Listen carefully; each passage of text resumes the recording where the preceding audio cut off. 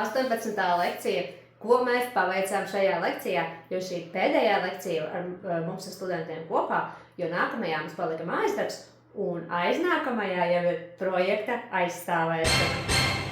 Tātad mēs izveidojām mājaslapai kājieni.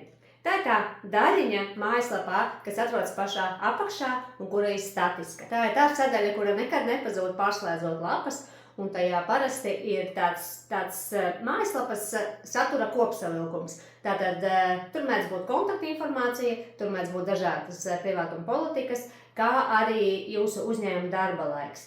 Pie tam arī logo, kāpēc gan ne?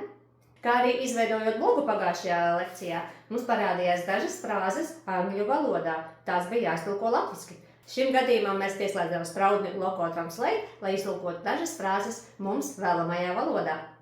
Un tagad mums palika vēl viena lekcija, kas ir mājas darbs, un gaidam projekta noslēgšanas dienu.